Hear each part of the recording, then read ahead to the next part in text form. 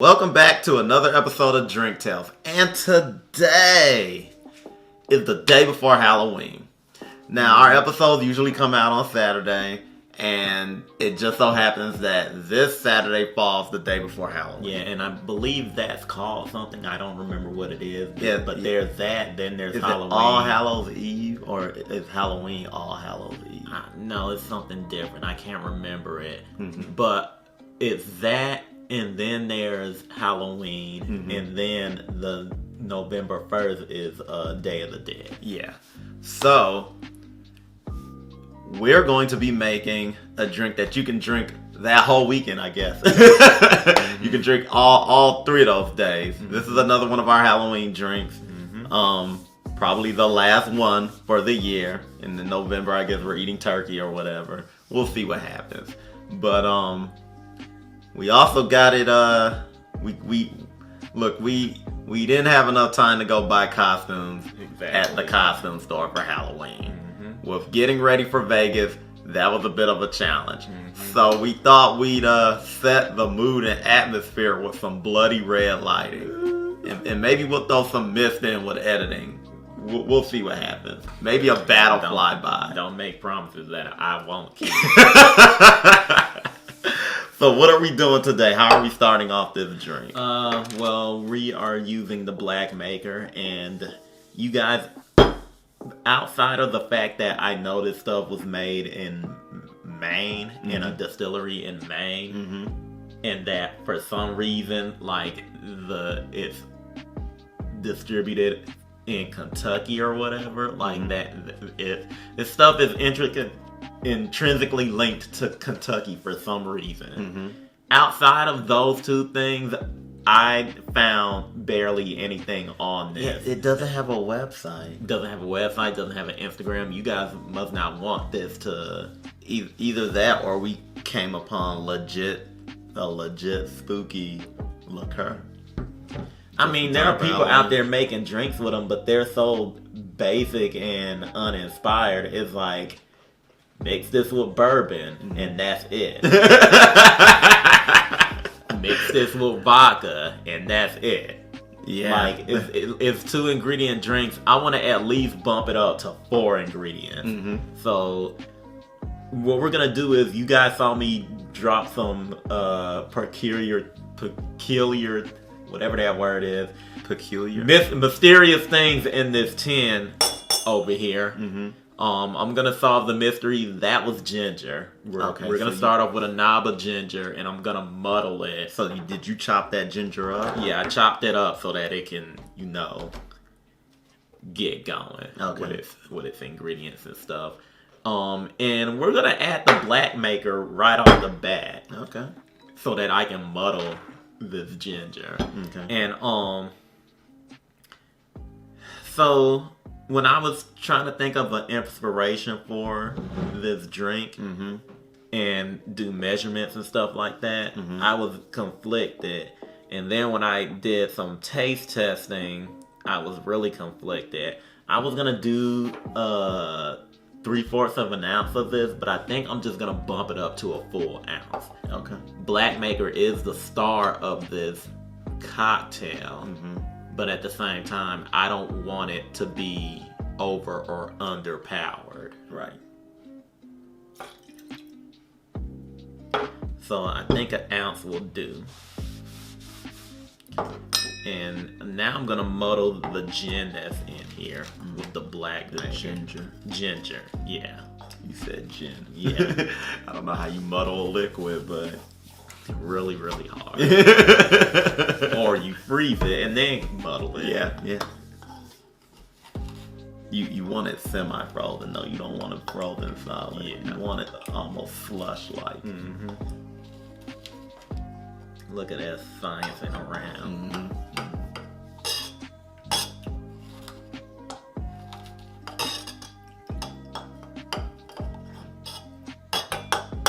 And you only want to use like a knob of ginger. Like, you don't want like a big amount. Just like literally the top part of your thumb.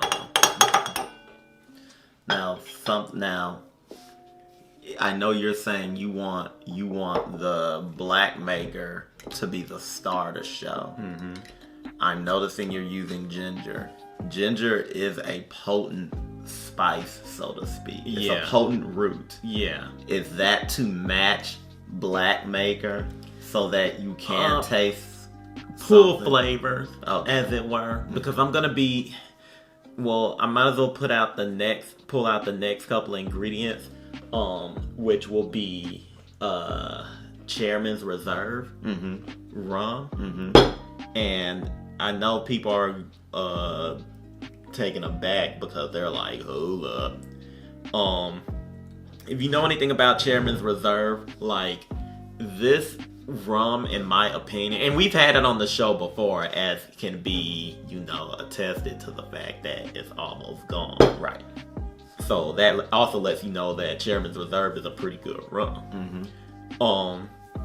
If you know anything about this rum, your experience with it is more or less going to be just sipping it. Like, this isn't a mixing rum. This is what you call a grown man drink.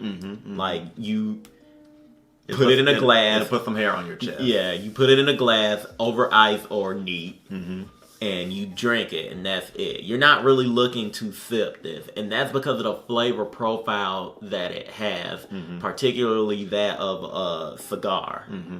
I know that sounds weird, but you can taste, even if you're not a smoker, you can taste the cigar influence in this rum. Yeah, and if I'm correct, it tells you in here, right? Yeah, they say tobacco, but like if you read other places, they specifically say cigar, like cigar smoking, whatever. Yeah, and it also has other notes in there, like vanilla and whatnot.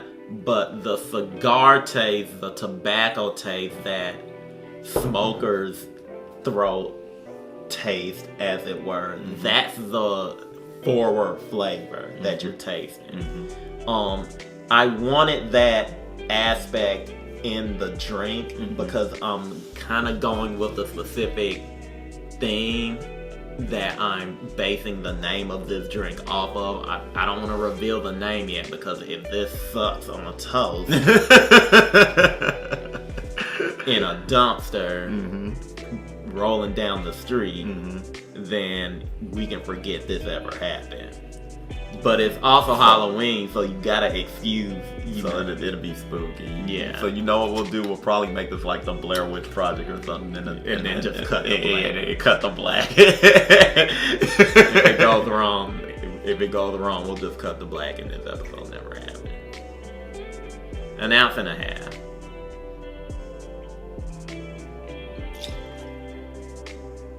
And that's another thing too that I'm scared of. I don't want the Blackmaker to overpower the Chairman's Reserve, but also I don't want the Chairman's Reserve to overpower the Blackmaker. Right. And I feel like the Blackmaker is just strong enough that it can box with it. Right. Okay. We are also going to add heavy cream. Okay. An ounce will do. And you guys are probably like, what is he doing? What's going on here? Because these ingredients are typically seen together. And last but not least, we'll add 2 dashes of cardamom bitters. The ingredients in the Blackmaker pair well with the cardamom flavor. Okay. So in case you were wondering why I did that. You know what? I'm an adult. I can do this. We are not going to dry shake this time. We're gonna go straight for it. Okay. And again, if I mess up, we'll abort and cut the end of that. The Blair Witch got us, guys. Or the Ring Girl. The Ring Girl? Yeah. Okay. Please don't hurt us, Ring Girl. Okay, now we shake.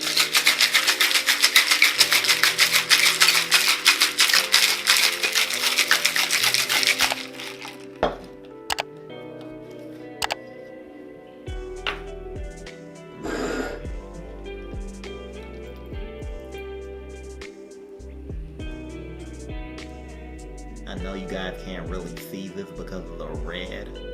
All the red, but like this is a pure, milky, smoky like situation going on here. But you're gonna taste that, and then you're gonna tell me, oh sure, sacrifice me to the devil.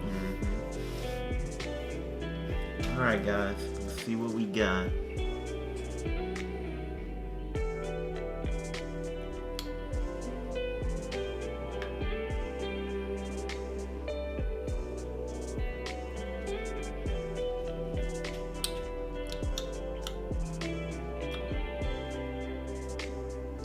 There's that tobacco. So it's interesting. I get like chocolate notes in the front and tobacco in the back, but I am tasting the Blackmaker.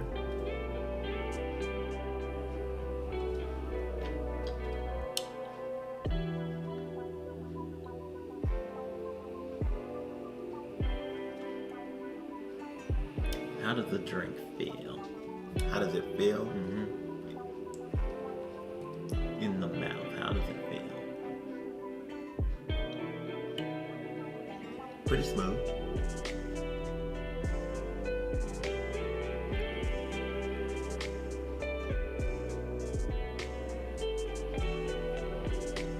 What about those ginger elements? Are you getting anything from me? If I'm being honest, the ginger mixes in with the Chairman's Reserve.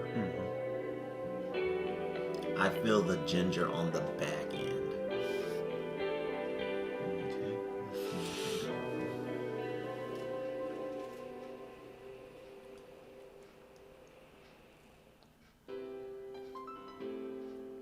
Yeah. Chocolate definitely in the front. Ginger in the way back. Cigar in the middle. And the Blackmaker is kind of all around.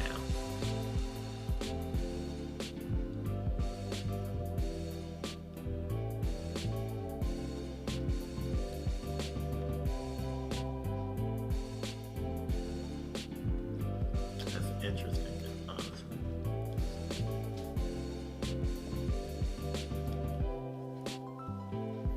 But kind of what I wanted.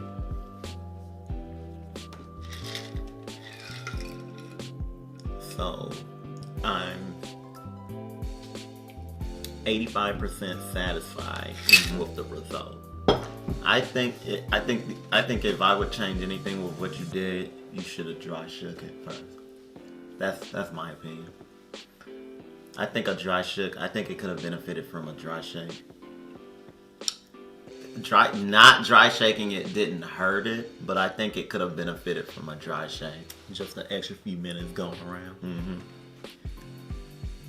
Follow me on this, because you know what I think. What's that? Or rather, what was going through my head right now. How would you feel if this had some simple syrup?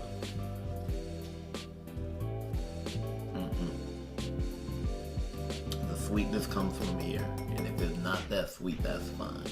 Okay. All the flavors you have are fine. So you're fine with this overall taste? The overall taste is fine with me. Okay. Like it gives you a kick. It kind of keeps you invested. It's a good drink.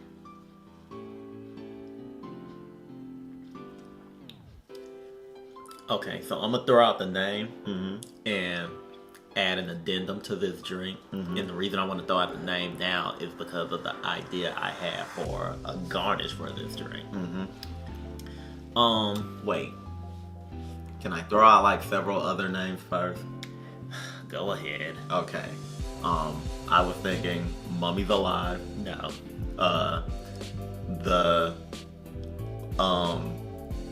The liquor from the Black Lagoon.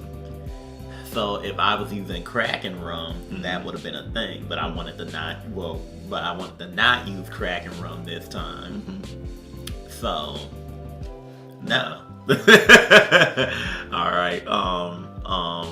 Ghostmaker.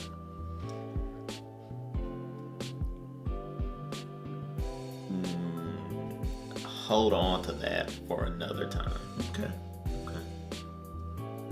So what's the cocktail? I was gonna call it Funeral Ashes. And the reason why is because of the chairman's reserve. That cigar back taste. But also what I wanted to do for a garnish was a piece of lit incense. Oh, that would be pretty clever. But we don't have any incense. Just like you slide it on in there, light it, and then Funeral ashes. Interesting. pray to your whatever deity that you may pray to, and then take a sip. Okay. Okay, I get it. Pretty good. But keep that Ghostmaker name in mind, because I would like to do a cocktail and call it Ghostmaker, but it's gonna have to be like pure white, like So like a white Russian, but to the neck level. well, white Russians are usually swirled in with some coffee and whatnot, but I mean like marshmallow white, like it doesn't like that. That is the name of that. I don't know how I'm gonna do that, but You might need to incorporate marshmallows into a cocktail. But if you do that, if I'm being honest with you, tell me that might be gross. I ain't gonna lie. Yeah, well that, but if you do that, I'm also thinking like you might as well just make a Ghostbuster themed drink and call it the Stay Puffed Liquor. Yeah. The Stay Puffed Cocktail. And if I'm going in that direction, it might as well be s'mores related. And then after that, you just lose the whole, it's gone. Yeah. And it's gone. The original concept is gone. We'll perfect the Ghostmaker. Maybe it'll be a drink for next year. Or maybe we'll come up with something soon enough that we can throw something out there for Dia de Muertos. I don't know how you say it. Day of the Dead. I already made a Day of the Dead cocktail last year. Oh, yeah, you did. But I wouldn't mind doing another one.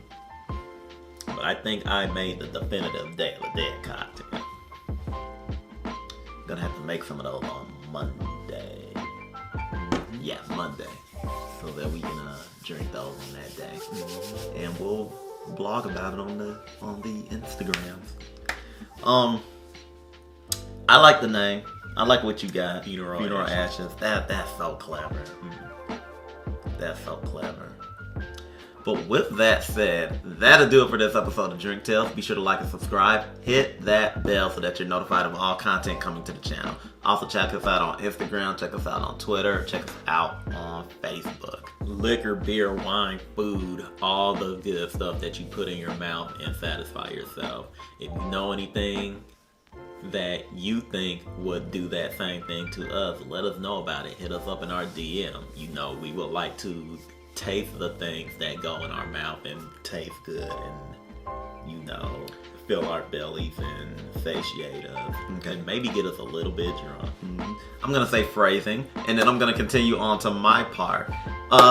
We're going to be in Vegas next week. Like, this coming up week, actually. So, with that said and done, there is still time.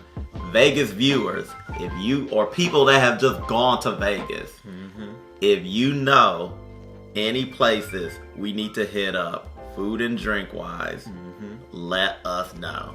We want to check these spots out. If you're a bartender or a restaurateur or work in the industry, or you just own a place you think we would have fun at, and you're in the Vegas area, hit us up. We want to taste your drinks. We want to taste your food. We're looking to enjoy ourselves next week. But that'll do it for this episode of Drink Tales, everyone. And until next time, happy Halloween.